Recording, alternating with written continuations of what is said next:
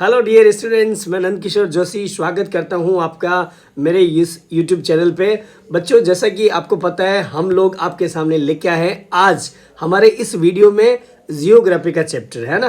तो जियोग्राफी का ये आपका चैप्टर 1 है। जैसा कि आपको पता है, हमारा सीबीएसई एनसीईआरटी में ये चैप्टर चलता है, चैप्टर नंबर 1, जिसका नाम है इंडिया साइज एंड लोकेशन। ठीक है बच्चों, तो ये हम लोग यहाँ पे शुरू करते हैं हमारा चैप्टर जियोग्राफी का। सोशल साइंस क्लास 9 की चैप्टर है ये हमारा। तो थोड़ा सा और देख लेते हैं। ये जो टेक्स्ट बुक है आपकी कंटेम्प्रेरी इंडिया टेक्स्ट बुक है, जिसका पार्ट 1 आप यहाँ पे देख रहे हो, क्लास 9th है हमारा। इसमें भी मैं आपको देने वाला हूँ एक पूरी चैप्टर की समरी, और साथ ही साथ लाइन बाय लाइन एक्सप्लेनेशन मिलेगा आपको। और जो भी डिफिकल्ट वर्ड आते हैं, मैं आपको यहाँ पे मीनिंग प्रोवाइड करूँगा ताकि आपको अच्छे से अंडरस्टैंडिंग हो सके। और जो सबसे बेस्ट है वो है हिंदी एक्सप्लेनेशन के साथ में ट्रांसलेशन, ताकि अंडरस्टैंडिंग आपको हो सके, है ना। शुरू करते हैं हमारा ये चैप्टर नंबर 1 क्लास 9 जियोग्राफी का। ठीक है बच्चों,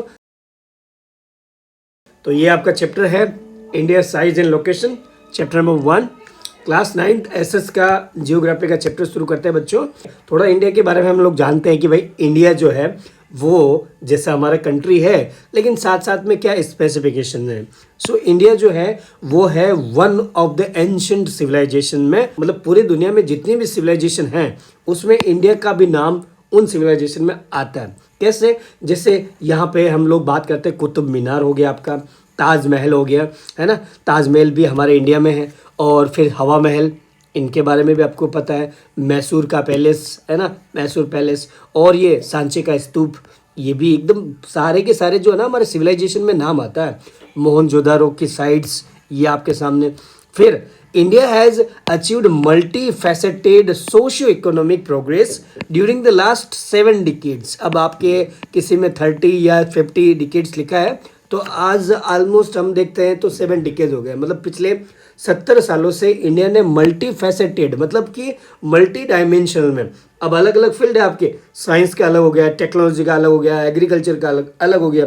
तो ये सारे फील्ड में क्या किया इंडिया ने? प्रोग्रेस किया है। प्रोग्रेस का मतलब डेवलपमेंट किया है। अब कहाँ कहाँ किया है, कौन कौन से? फॉर एग्जांपल हम बात करते हैं, इंडिया हैज़ मेड ट्रेमेंडस, यानी बहुत ज़्यादा प्रोग्रेस किया है इन वेरियस फील्ड्स, अलग अलग फील्ड में। कैसे? जैसे कि आप देखो फीमेल एजुकेशन, जो हमारे एंशिएंट टाइम का था, पुराने टाइम का, और अभी आप देखोगे तो बहुत अच्छा है ना। Including that of the president, prime minister, speaker of the Lok Sabha and the leader of opposition में भी, इस फील्ड में भी देखोगे, यानी कि पॉलिटिक्स में भी। In modern India women have held high offices in India, अलग अलग हमारे यहाँ पे हाई ऑफिस है, वहाँ पे वुमेन ने आज भी, हमारे जैसे प्रेसिडेंट पे कौन है? राष्ट्रपति मुर्मू, यानी एक फीमेल। तो फीमेल एजुकेशन इतना हाई हुआ है, इसलिए तो हमने डिस्क्रिमिनेशन को, स्टीरियोटाइप्स को पीछे छोड़ के आगे हम बढ़े हैं, और हम आगे बढ़ रहे हैं, ना केवल एक फीमेल एजुकेशन में, technology and overall economic development में भी इंडिया बहुत ज़्यादा प्रोग्रेस कर रहा है। फिर आप देखो एग्रीकल्चर में, India is the second largest producer of wheat and rice. पूरे वर्ल्ड में हमारा एग्रीकल्चर में भी कितना प्रोग्रेस हो रहा है। Today India ranks second world wide in farm output. पूरे वर्ल्ड का भी जितना भी फार्मिंग में आउटपुट हो रहा है, उसमें इंडिया का कौन सा पोजीशन आ रहा है? 7th position. तो इंडिया बहुत ज़्यादा एग्रीकल्चरल यानी प्राइमरी सेक्टर में। अब इंडस्ट्री में भी देखते हैं, इंडस्ट्री में भी हमारा इंडिया कहीं पीछे नहीं है ना।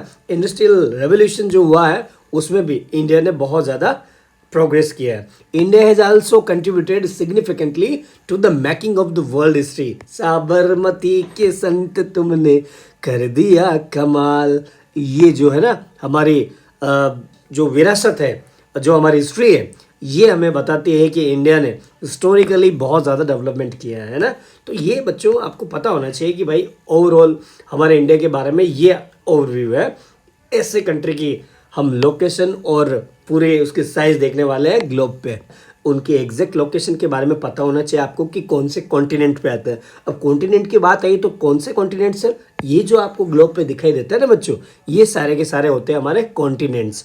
आपको ये पता होना चाहिए कि आप एक 9th की स्टूडेंट हो, तो हमारे पूरे ग्लोब में कितने कॉन्टिनेंट होते हैं? 7 होते हैं। वेरी गुड यार, तुम लोग तो मुझसे फास्ट आंसर कर रहे हो।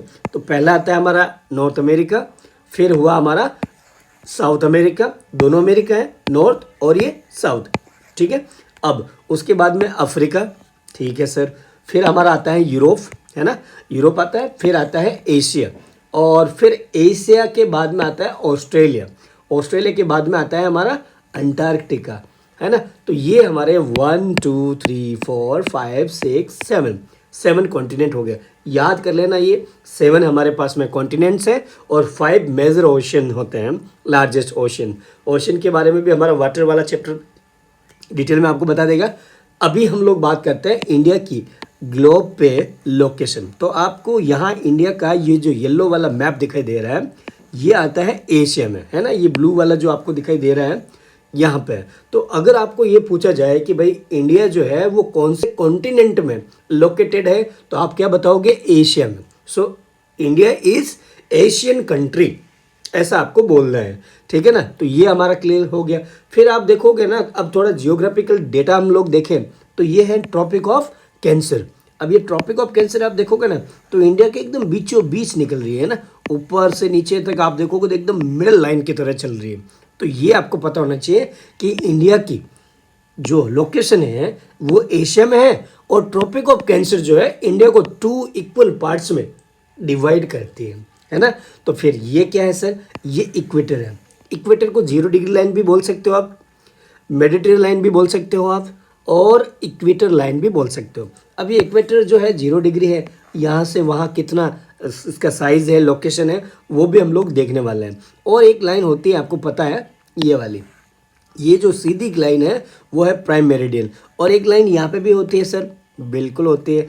थोड़ा सा ये देख लेते हैं, पहले स्लाइड में ये आ रहा है ना।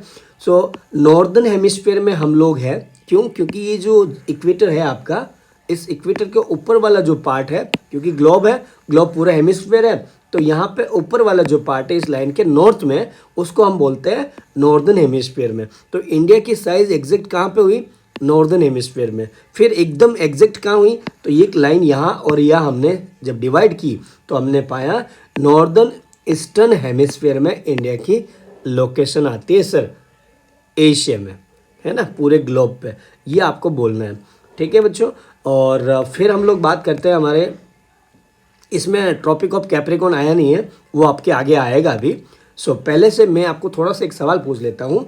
Do you know the southern most point of the Indian union, Indira point, got submerged under the sea water in 2004 during tsunami. ये आपको पता है कहाँ है? ये इंडिया का ही हमारा 6 डिग्री लेटीट्यूड पे है ना, 6 डिग्री लेटीट्यूड पे है बच्चों।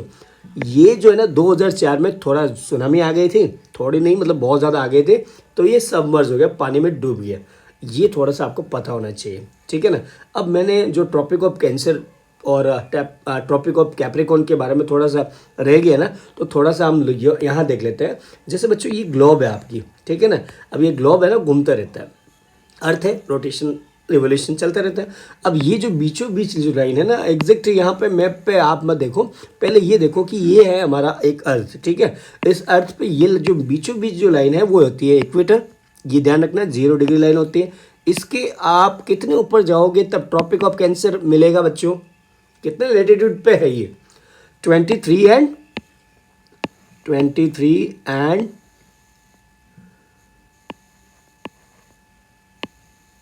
30 मिनट्स पे, है ना, या फिर 23.5 आप बोल सकते हो, 23 एंड 30 मिनट। अब मिनट क्यों बोलते हैं वो भी आपको मैं इस चैप्टर में बताऊंगा। तो ये आपके जितना नॉर्थ में आप जाते हो उतना ही साउथ में जाना होता है। कितना? 23.5। तो आपको क्या मिलेगा? Tropic of Capricorn. और नॉर्थ में जाते हो तो क्या मिलेगा? Tropic of cancer. बस ये आपको मिलेगा नॉर्थ में, ये मिलेगा आपको साउथ में, है ना। तो ये पता होना चाहिए, थोड़ा बेसिक है, ताकि क्या है कि आपको थोड़ा अंडरस्टैंडिंग इस चैप्टर की बहुत अच्छे से हो सके, है ना। और बीचों बीच अगर मैं इसको, जैसे गोलाई में है तो मैंने आधा तो यहाँ पे इस तरह से इसको डिवाइड कर दिया, तो एक लाइन मैंने ये भी की। अब मैंने इस लाइन को तो क्या बोल दिया? इक्वेटर। इस लाइन को क्या बोलूँगा भाई? ये जो हमारी इस वर्टिकल लाइन है इसको क्या बोलूँगा मैं? प्राइम मेरिडियन लाइन, है ना। तो प्राइम मेरिडियन लाइन ये होती है, आपको ये पता होना चाहिए। ओके सर, और कुछ? बस अब हम लोग बात करते हैं इंडिया में लोकेशन ऑफ इंडिया, हमारा नेक्स्ट टॉपिक है ये। अब हम लोग लोकेशन पूरे ग्लोब पे कैसे फाइंड आउट करेंगे? आपको पता है आज जीपीएस चल रहा है और जीपीएस से हम एग्जैक्ट लोकेशन पे पहुंच जाते हैं, है ना। तो ये जो लोकेशन होती है ना, वो काम कैसे करती है? इसमें कुछ लेटीट्यूड्स होते हैं और कुछ लॉन्गिट्यूड्स होते हैं। सर लेटीट्यूड और लॉन्गिट्यूड, यस, हम लोग बात कर लेते हैं पहले लेटीट्यूड्स। अब देखो बच्चों, ये जो हॉरिजॉन्टल लाइन आपको दिखाई दे रही है इस तरह की, है ना, ये जो हॉरिजॉन्टल लाइन है, स्ट्रेट लाइन, पैरेलल लाइंस आप बोल सकते हो, ये होती है हमारी क्या, लेटीट्यूड्स, है ना। हॉरिजॉन्टल लाइंस को हम क्या बोलते हैं, लेटीट्यूड्स। ये आपको पता होना चाहिए। तो ठीक है सर, हम लोग उनको लेटीट्यूड बोलेंगे। फिर ये जो खड़ी लाइन है, यहाँ आप देख रहे हो ना, ये खड़ी लाइन है, इनको हम बोलते हैं वर्टिकल लाइंस और इनको ही हम बोलते हैं लॉन्गिट्यूड्स। अब आपने ये देखा कि भाई एक तो लाइन ये हुई, है ना, ग्लोब पे, इनको तो हमने बोला लेटीट्यूड्स, ये लेटी हुई है ना, लेटीट्यूड्स, लेटी हुई लाइन है, और ये खड़ी लाइन है, इसीलिए ये लॉन्गिट्यूड हो गया, लॉन्ग, ठीक है। अब ऐसे ही आपको समझना पड़ेगा, अदरवाइज क्या होता है, थोड़ा कन्फ्यूजन होगा आपको कि भाई लेटीट्यूड कौन सा है। बहुत सारे बच्चे मैंने देखा क्लासेस में कि वो बहुत ज़्यादा फेस करते हैं ये इनमें क्या कन्फ्यूज़न कि भाई ये है, कभी कभी बता देते हैं ये सर लॉन्गिट्यूड से, ये लॉन्गिट्यूड से, और कभी कभी बोल देते हैं कि ये हमारे लेटीट्यूड से। तो थोड़ा सा कन्फ्यूज़न होना मतलब नेचुरली है। अगर आप पहली बार इन चीज़ों के बारे में फेस कर रहे हो तो आपको पता होना चाहिए लेटी हुई लाइन है लेटीट्यूड्स, बस एक माइंड में आ गया, दूसरी ऑटोमेटिकली लॉन्गिट्यूड्स हो गए। फिर भी बहुत सारे अपने अपने ट्रिक्स होती है बच्चों, तो आपको अभी ये समझ लेना चाहिए कि हमारे पास में हॉरिजॉन्टल लाइन हुई लेटीट्यूड्स, वर्टिकल लाइन्स हुई लॉन्गिट्यूड्स। फिर आगे क्या है, अब हम लोग एग्जैक्ट यहाँ पे बात करते हैं सारे लोकेशन ऑफ इंडिया में। हम लोग बात करेंगे कि सारे की सारे कंट्री जो होते हैं ना, उनके बीच में 2 लेटीट्यूड्स होते हैं और 2 ही लॉन्गिट्यूड्स होते हैं। हर एक कंट्री के आप देखोगे ना उनके लोकेशन ग्लोब पे, तो 2 तो उसको मिलेगा क्या, लेटीट्यूड्स, और 2 लॉन्गिट्यूड्स। क्यों? क्योंकि मतलब एक मान लो कि ये स्क्वायर जैसा कंट्री है, तो ऊपर का जो ये जो लाइन है इसके बीच में रहेगा ना, तो 2 आपके क्या हो गया, ये नंबर 1 लेटीट्यूड, ये लेटीट्यूड नंबर 2, फिर आपका ये लॉन्गिट्यूड 1 और दूसरा लॉन्गिट्यूड, यानी कि हर एक कंट्री जो बीच में रहेगी, अब इनमें 2 लॉन्गिट्यूड होते हैं और 2 आपके क्या होते हैं, लेटीट्यूड्स होते हैं। ये आपको पूरा सा पता होना चाहिए। अब जैसे India also lies between 2 latitudes and 2 longitude. India में भी आपके भेदभाव हम लोग करेंगे नहीं, बराबर। इंडिया को भी हम लोग 2 लेटीट्यूड देंगे और 2 लॉन्गिट्यूड दे देंगे। सर कौन सा होगा, ये सवाल आपको खाया जा रहा होगा, है ना। तो जैसे ये देखो, ये है इक्वेटर, ठीक है ना। अब एक लाइन यहाँ पे है, एक लाइन यहाँ पे है और एक यहाँ है। ये जो मैंने बॉक्स अभी जो बनाया ना, वही है। तो एक 2 लाइन है, तो ये हो गई हमारी लेटीट्यूड्स, लेटी हुई लाइन है, और ये जो खड़ी लाइन है वो 2 हो गई हमारी लॉन्गिट्यूड। अब एग्जैक्ट इनका नंबर क्या है, तो आप ये जो लाइन है, जैसे कि ये हमारा इक्वेटर हो गया, ठीक है। इक्वेटर से हम ऊपर जाएंगे नॉर्थ की तरफ, ये देखो नॉर्थ लिखा है यहाँ पर। नॉर्थ में कितना जाए, 8 डिग्री चलना है। सर ये 4 क्या है, ये भी मैं आपको समझाऊंगा। जैसे कि ये इक्वेटर हो गया आपका, and India begins at 8 degree, लेकिन क्या एग्जैक्टली ऐसा हो रहा है, but India does not begin exactly at 8 degree. इसमें आता है 4 मिनट। अब 4 मिनट का क्या मसला है sir, so we need to understand the location with the help of smaller units. अब देखो एक जो है ना, मतलब मान लो कि 8 और 9 2 डिग्री है, ठीक है, 8 डिग्री एंड 9 डिग्री, इनके बीच में ये जो गैप है 4 मिनट, कभी हम लोग 6 मिनट अलग अलग बोलते हैं। तो ये क्या है, तो 8 से लगाकर 9 के बीच में, यानी एक हमारा जो लेटीट्यूड होता है, each degree is divided into 60 minutes. यहाँ पे होता है 60 मिनट का, है ना, 1 मिनट, 2 मिनट, 3, 4, 50, 60। तो आपको ये पता होना चाहिए कि भाई अगर मैं एक लेटीट्यूड से दूसरे लेटीट्यूड में जा रहा हूँ तो कितना डिफरेंस है, 60 मिनट का। 1 घंटा लगेगा आपको दूसरे लेटीट्यूड में पहुंचने के लिए, ये पता होना चाहिए। So India lies eight 4 minute, है ना, 8 डिग्री 4 मिनट, इस तरह से आपको पता होना चाहिए। So we can say India lies at 8 degree and 4 minute north. North क्यों, क्योंकि यहाँ पे आप देखोगे ना, तो ये आपके नॉर्दर्न हेमिस्फीयर में, हमने पहले ही बोला नॉर्दर्न हेमिस्फीयर में है। So because India lies in the northern hemisphere में, अगर साउदर्न में होता है तो हम लोग उसके हिसाब से बात करते हैं, है ना। We use this word north, northern hemisphere की वजह से। अब यहाँ तक क्लियर है। फिर अब हम लोग बात करते हैं इन लॉन्गिट्यूड्स के बारे में। अब लॉन्गिट्यूड में यहाँ से यहाँ, क्योंकि हमने यहाँ से जो हमारा हॉरिजॉन्टल लाइन थी वो हमने 8 डिग्री 4 मिनट से शुरू किया था, जो हम लोग यहाँ पे पहुँचे 37 डिग्री एंड 6 मिनट था हमारा, है ना। अभी वापस आ जाएगा ये, डोंट वरी। अब हम लोग लॉन्गिट्यूड की बात करें तो यहाँ पे वो भी 0 से शुरू होगा, यहाँ पे 0 होगा, तो 0 1 2 3 4 5 6 7 यहाँ तक 90 आएगा। तो 90 आएगा तो उससे पहले इंडिया आ जाएगा ना, बिल्कुल। तो यहाँ कब आएगा इंडिया?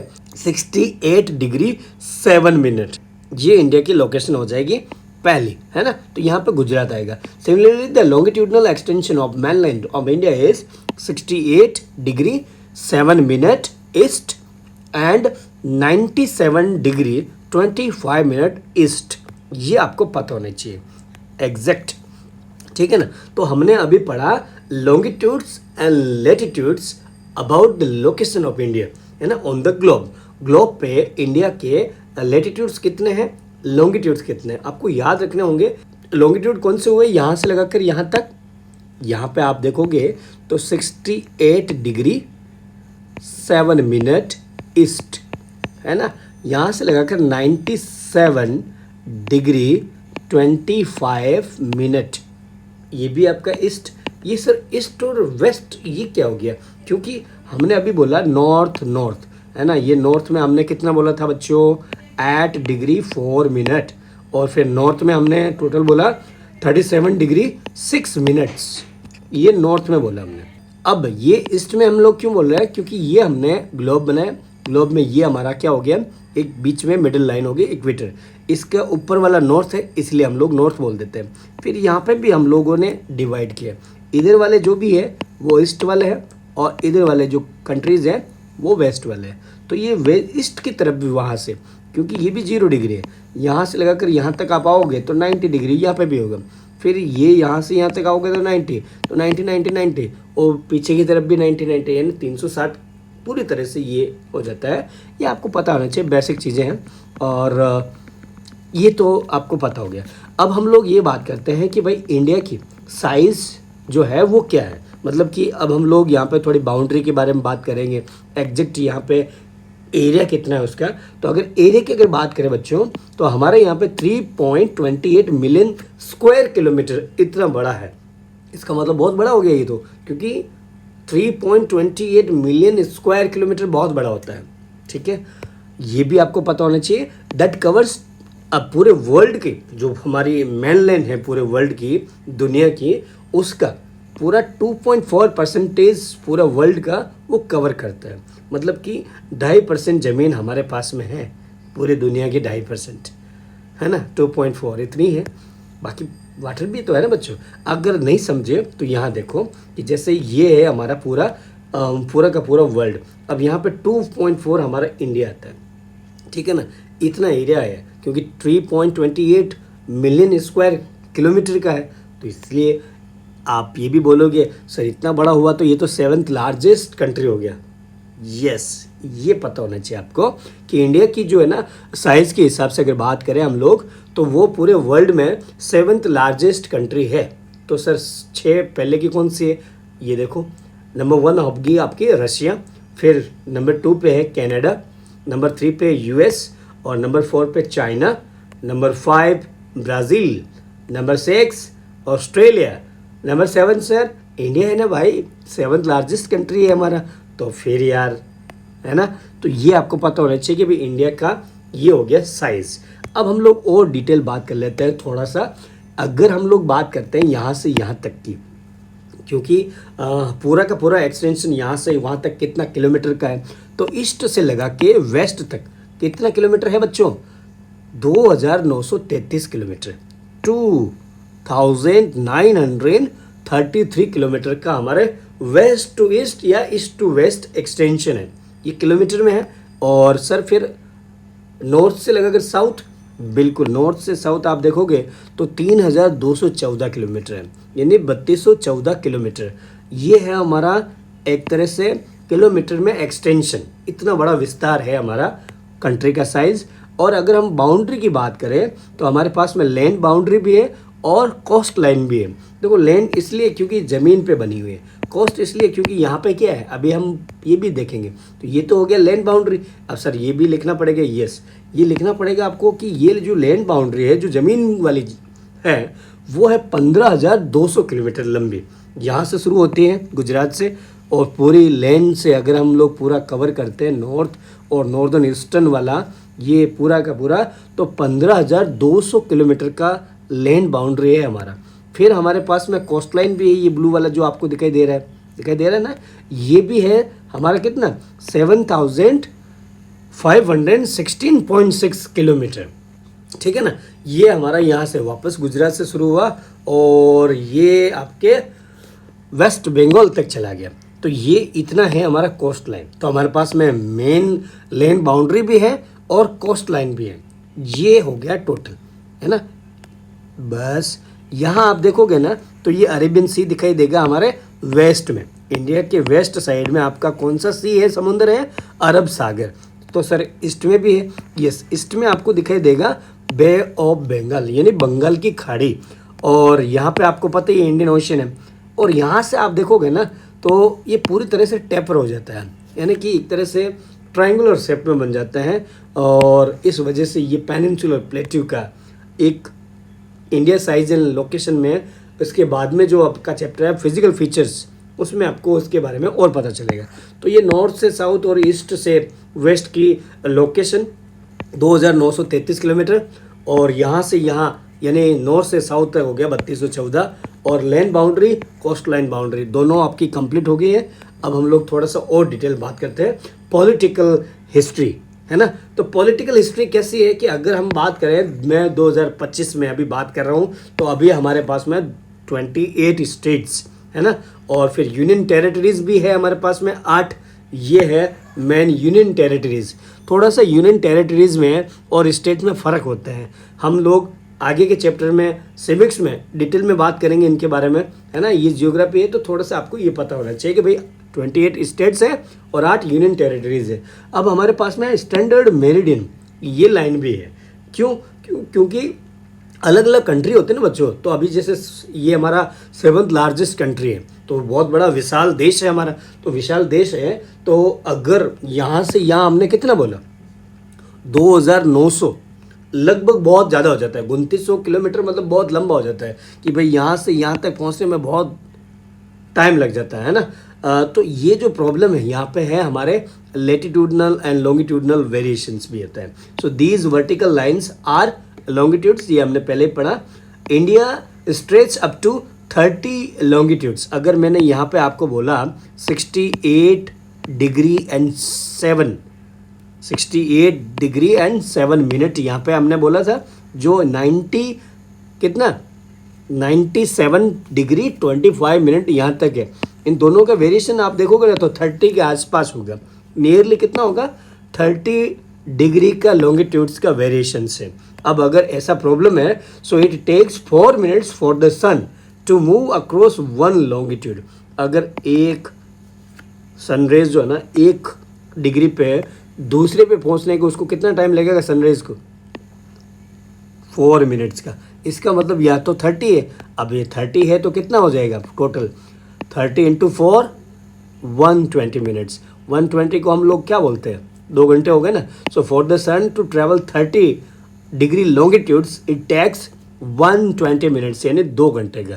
तो इसको समझने के लिए अगर मैं बात करूं कि अगर मान लो कि ये हमारा अरुणाचल प्रदेश ही है और यहाँ पे किबिथु एक गांव है जहाँ पे सनराइज सबसे पहले होता है 6 बजे, ठीक है। अगर यहाँ पे सनराइज 6 बजे हो रहा है तो क्योंकि 30 डिग्री है बच्चों यहाँ पे, है ना, तो 30 डिग्री का वेरिएशंस है यहाँ पे। तो इसका मतलब यहाँ से 120 मिनट यानी कि 6 अगर यहाँ बजेगा तो यहाँ कितना बज जाएगा 8 बज जाएगा। गुहर मोटा गांव में जो गुजरात का लास्ट वाला है वहाँ तक सनराइज़ होने में, तो यहाँ पर तो 6 बजे वहाँ 8 बजे, तो प्रॉब्लम तो बहुत हो जाएगी भाई। ये जो सन है वहाँ तक जाने के तो 2 घंटे लगेगा। अब है तो फिर डिफरेंट टाइम अलग अलग पे हो जाएगा। जैसे कि मान लो 10 बजे हमें बुलाया है यहाँ पे गुजरात में, अरुणाचल प्रदेश में हम लोग अपने हिसाब से गए क्योंकि हम तो यहाँ पे क्या है थोड़ा लेट हो रहा है ना यहाँ पे, यहाँ का 10 बजे मतलब वहाँ पे 12 बजे, यही हुआ। तो 2 घंटे जो डिले हुआ वो प्रॉब्लम हमें बहुत ज़्यादा प्रॉब्लम देगा, तो ये तो बहुत ज़्यादा प्रॉब्लम हो जाएगी। इसलिए हमने क्या किया, so meridian of 82 2 degree and 30 minute is taken as standard meridian. यानी कि ये जो 30 डिग्री का जो वेरिएशंस है, इस वेरिएशन में हमने बीचों बीच एक लाइन कर दी जो आती है 82 डिग्री एंड 30 मिनट की। ये एकदम सेंट्रल है इन दोनों में, आप देखोगे ना वेरिएशंस में, यहाँ पे हमने जो बोला इन दोनों के बीच की बीच लाइन है 82 डिग्री 30 मिनट। ये हमने क्या बना दिया इसको, IST लाइन, यानी इस इंडियन स्टैंडर्ड टाइम, बराबर। ये हमने बना दिया इंडियन स्टैंडर्ड टाइम, क्योंकि ये अब हमारा एकदम सेंट्रल होगा। यानी कि यहाँ पे अगर 8 बजा है तो इधर भी 8 बजेगा, इधर भी 8 बजेगा। सूर्य उदय से कोई लेना देना नहीं है, क्योंकि एग्जैक्ट एक टाइम रहेगा तो पता रहेगा कि भाई वहाँ पे अभी क्या टाइम चल रहा है, यहाँ पे क्या चल रहा है। क्योंकि अलग अलग आप कंट्रीज़ में भी देखोगे तो अभी जैसे आप मॉर्निंग में ये वीडियो देख रहे हो तो कहीं पे नाइट भी होगा, अगर आप नाइट में देख रहे हो तो कहीं पे आपके मॉर्निंग भी हुआ होगा। डिफरेंट डिफरेंट टाइम लोकेशंस होगी, ये टाइम जोन होता है। तो हमारे इंडिया का टाइम जोन हमने 82 डिग्री एंड 30 मिनट को हमने लिया है, ठीक है ना। तो ये थोड़ा बेसिक आपको पता होना चाहिए, बहुत ही अंडरस्टैंडिंग वाला चैप्टर है बच्चों। ये अब तक हमने location, size, coast line, boundaries ये सब पढ़ लिया। अब हम थोड़ा सा वर्ल्ड के कॉन्टेक्स्ट में इंडिया के बारे में, इसका रिलेशनशिप एंड इसकी लोकेशन देखते हैं। So the Indian land mass has a central location between the east and the west Asia. ये हमने बात किया, ये हमारा मैप था, और इस मैप में ये जो एशिया है आपको दिखाई दे रहा है, यहाँ पे इंडिया है। तो यहाँ पे कहाँ पे है, ये बिल्कुल ईस्ट और वेस्ट एशिया के पास में। India is a southward extension of Asian continent. ये एशिया का साउथ में ही होता है, बिल्कुल ये भी लाइन है। The trans Indian ocean routes which connect the countries of Europe in the west and the countries of East Asia provide a strategic central location to India। यहाँ आप देखोगे ना, ये वाला है जो सी है, यहाँ पे बहुत बड़ा ओशन है, सॉरी ये ओशन है इंडियन ओशन। तो इस इंडियन ओशन की वजह से बहुत सारे यूरोपियन लोग यहाँ पे आए। बाद में ये जो स्वेज कैनल के बारे में भी हम लोग अभी देखेंगे, तो डायरेक्टली लोग यहाँ पे बहुत ज़्यादा कनेक्टेड हुए हैं, ना केवल यूरोप से बल्कि बहुत सारे फार लोकेटेड कंट्रीज से भी। Not that the Deccan Peninsula protrudes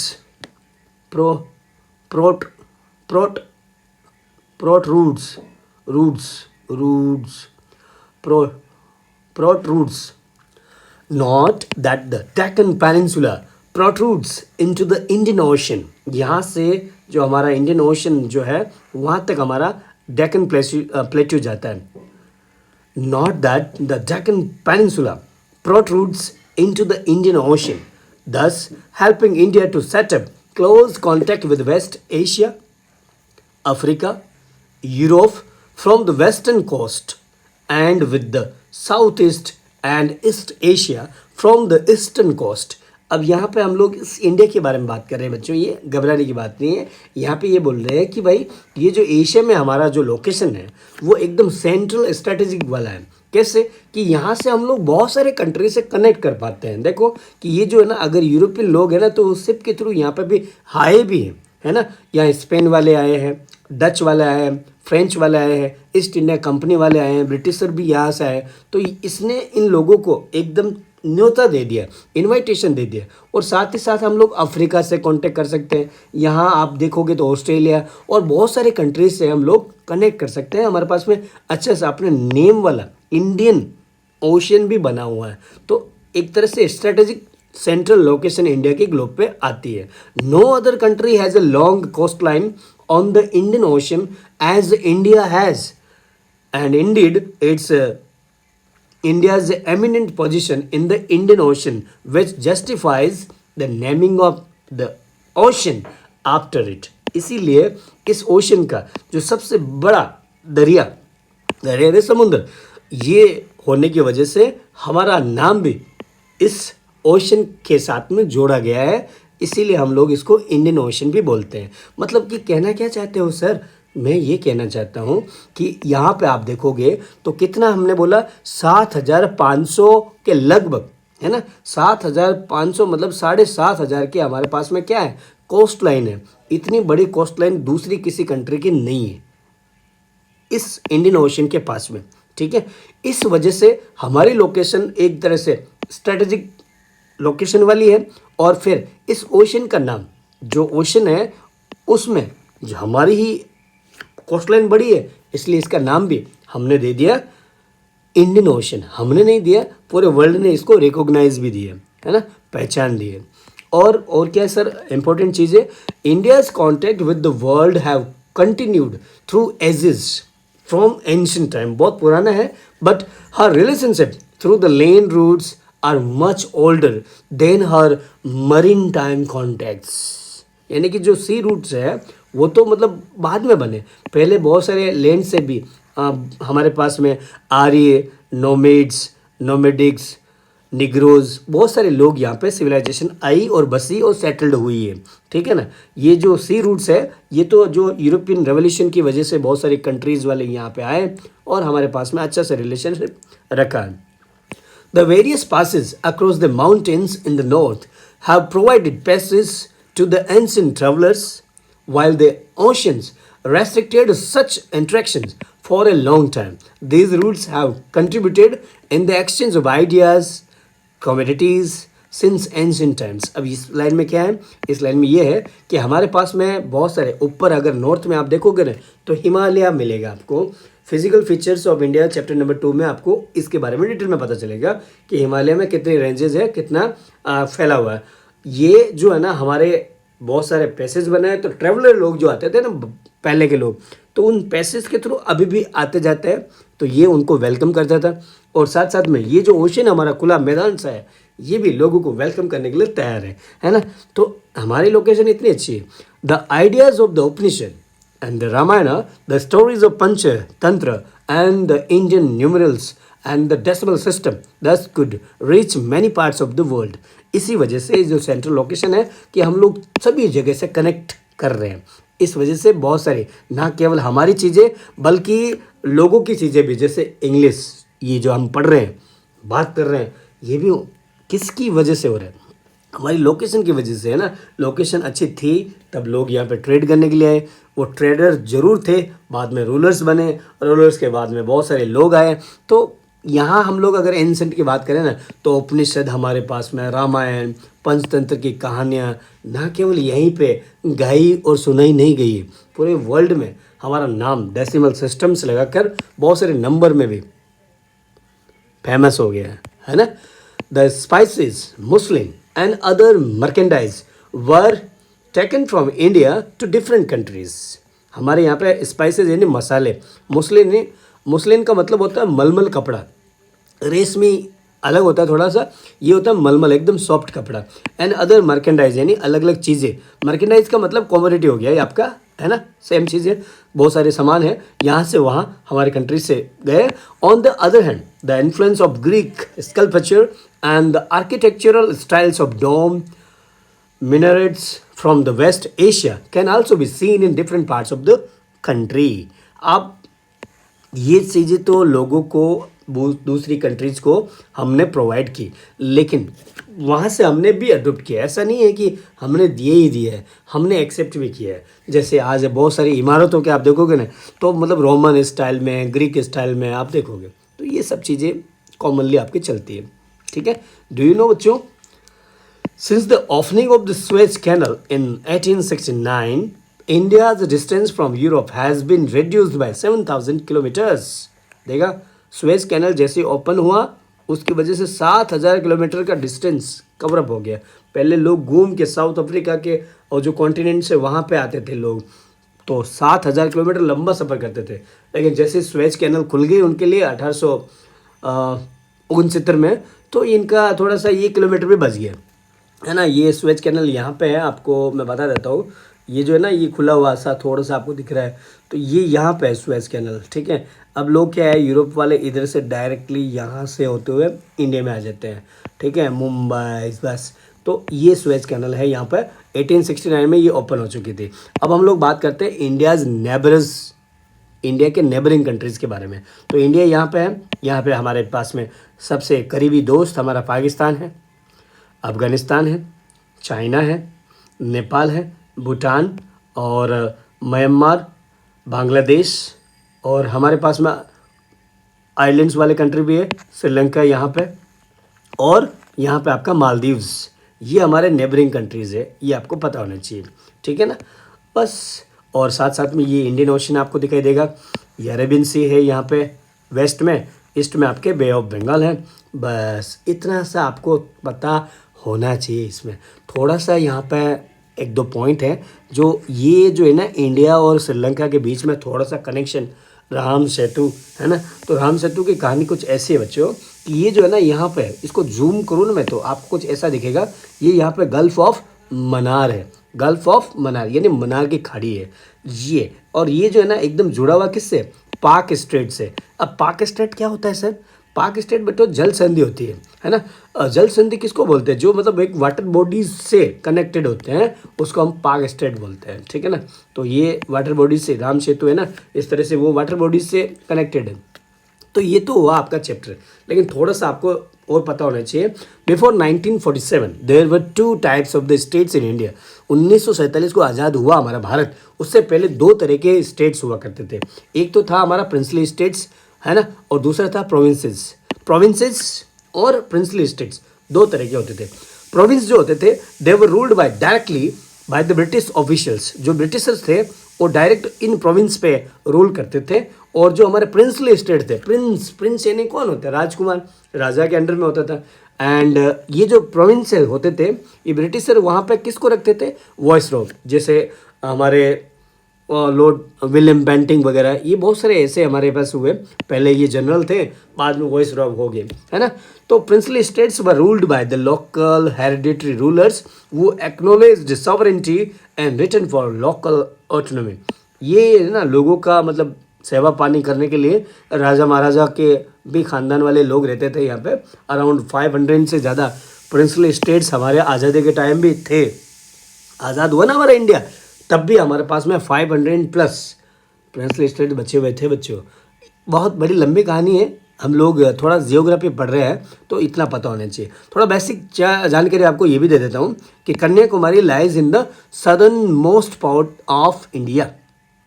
हमारे यहाँ पे एकदम साउथ में ना कन्याकुमारी। सर आपने इंदिरा पॉइंट बोला था, अरे भाई बोला था, वो सबमर्ज हो गया 2004 की सुनामी, याद करो। यस, और सबसे नॉर्थ में आप टॉप मोस्ट देखोगे ना, नॉर्दर्न मोस्ट, तो वो है Leh and Ladakh. Let's understand why the difference between the longest and shortest day near. और इन दोनों में डे में भी बहुत ज़्यादा डिफरेंसेस होता है। कैसे, Kanyakumari is 45 minutes whereas this difference is nearly 4 hours in Leh and Ladakh। ये थोड़ा सा डिफरेंस है इसमें।